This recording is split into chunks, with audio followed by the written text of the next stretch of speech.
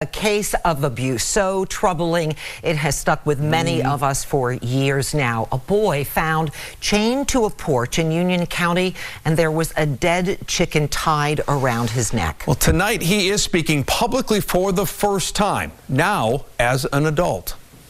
I still feel this gut feeling inside that's making me feel heavy, and I don't know what it is. We first told you last night about a new settlement agreement between Juan Garcia and the state. Lawyers for the Department of Health and Human Services agreed to pay him $1 million for the abuse he suffered in the home of his foster parents, Wanda Sue Larson and Dorian Harper. As he waits on that money to be paid, he is sitting down only with WBTV's chief investigative reporter, Nick Oxner, and revealing his face for the first time. You finally have a settlement almost 8 years after you were rescued. How does it feel to finally have something, some sort of payment? Well, it feels sort of okay, but I'd rather look Dorian in the eyes. It's not about the money, it's about looking them in the eyes and telling them what they've done to me. This is Juan Garcia, who as a child was rescued from the home of Wanda Sue Larson and Dorian Harper in 2013. Look them in the eyes. WBTV last talked with him 6 years ago. He was in shadow, detailing some of the abuse he suffered inside the home. They had a railroad tie and it had a hole in it, and they had a chain, like just a chain and a lock, and they had handcuffs either on my hands or my legs, and they'd handcuff my hands or my legs together. They had a lock on the outside of the door of the room I was in. They locked that. They had the keys, so I was locked in.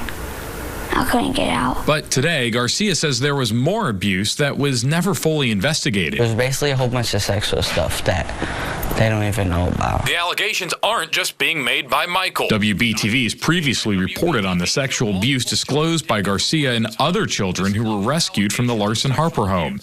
We asked Union County District Attorney Trey Robinson about those disclosures in 2017. We are entirely driven by whatever the evidence is that's produced during an investigation. Do you think there's ever going to be a possibility that you could bring charges for sexual assault allegations in this case?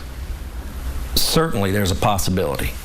Again, it would be premature and probably inappropriate for me to speculate as to whether that actually ever comes to fruition.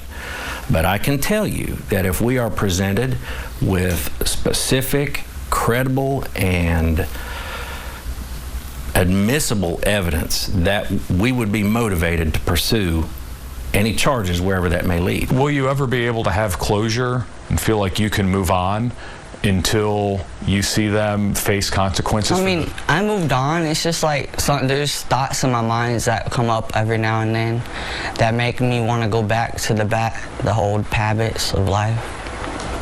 But it's like sometimes it affects me, sometimes it gets to the point where I just cry and just want to go lay in my bed and do nothing. Garcia says he's in a better place today than he's ever been, even without the $1 million settlement that he and his family are still waiting on the state to pay out. I'm growing way better than I was last time. I'm glad that. Sometimes I look back and I'm thankful for where I'm at today. Reporting in Charlotte, Nick Oxner, WBTV, on your side. What a brave young man. Now, Nick reached out to Union County District Attorney Trey Robinson today to ask if Robinson had reopened or planned to reopen the investigation into Larson and Harper since that 2017 interview. Robinson did not respond. As we said, this is a case that has stuck with so many of us over the years.